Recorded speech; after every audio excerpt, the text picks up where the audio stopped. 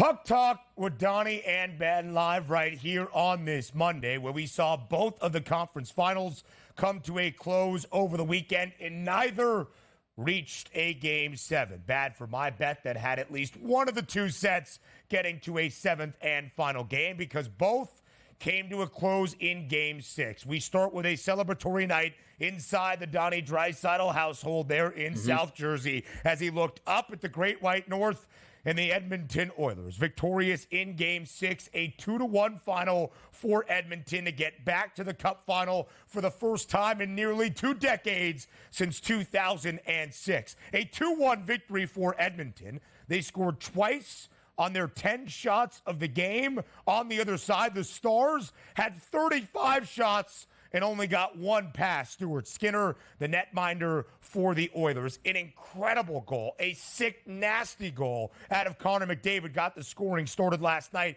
in game number 6. And the Oilers now have an opportunity to win Canada's first Stanley Cup in 3 decades. Yeah, I wish my Philadelphia 76ers had played out the way the Edmonton Oilers are playing out now. What I mean by that is the Oilers were bad for a long time. And what do they keep doing? Stacking top pick after top pick after top pick. And eventually you want to hit on that generational talent, and they got one in McDavid. And you're right, that dangle for the first goal was absolutely tremendous. And I'm watching, the highlights back where the announcer's basically saying, forget about actually executing that play. Who would think of doing that in a Western Conference Finals game and being able to execute and pull it off for the first goal of the game, which was massive, lit the lamp, the crowd was on fire, and away the Edmonton Oilers went. But we are looking at this series approach here. And I got to tell you, when we're just reading the lines as handicappers, forget about game number 1. The series price here, Ben, Edmonton only a plus 106 without home ice advantage, which again, this is going to start up Saturday in Southern Florida. This is going to be a great series all the way through. 2 great opponents going toe-to-toe. We could see lower scoring games. We could also see higher scoring games between these two. It'll be fun to see which way the series goes.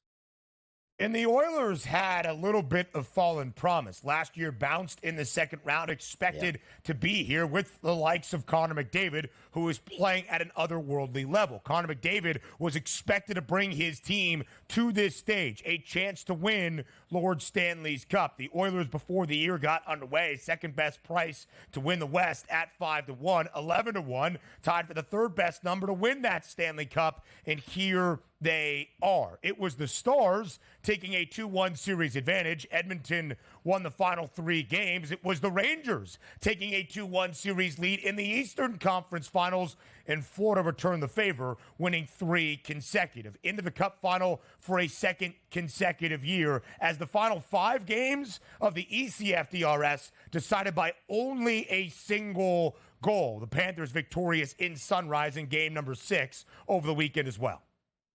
And what's interesting about this too, Ben, because we line it up, and just watching hockey and being a fan of hockey, say, boy, this is a really great matchup. But at the same time, you do have a superstar player, McDavid, that people want to watch. But just think of these 2 hockey markets. Yes, Edmonton's a big hockey market, obviously in Canada. But does that resonate with the American people, Edmonton versus Florida? No. Because if you would ask the executives before this series started, which way would you want this to play out? I think they would have both told you, give us the Rangers in there, give us the Dallas Stars. You got the opposite. But as again, a hockey guy now, I love this matchup in the finals, but it's just a shame that we'll see what the ratings actually turn out to be, because it's not 2 markets that the national telecast probably won at this point.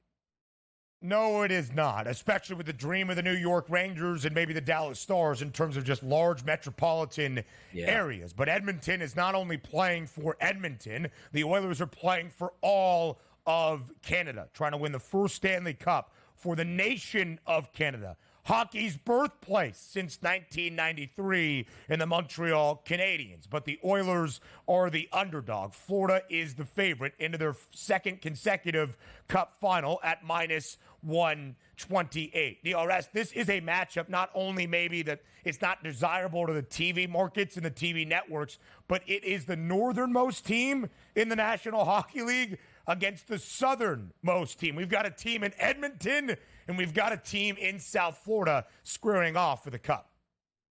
Now, my favorite part of this series is going to be is how many times on the screen is Wayne Gretzky going to be shown? And certainly Wayne Gretzky should be in the building on a night-to-night basis, and maybe even to start to sing the Canadian national anthem before the game in the crowd. You want to set it off? Put the 99 jersey on Wayne and put him in that crowd before game number 3 up in Edmonton. Let's do it. Oh, Canada's going to go crazy up in Rogers Place. People might even take off their tops. Not sure if you saw social media this weekend, but Edmonton has a very spirited fan. Where are you living, man?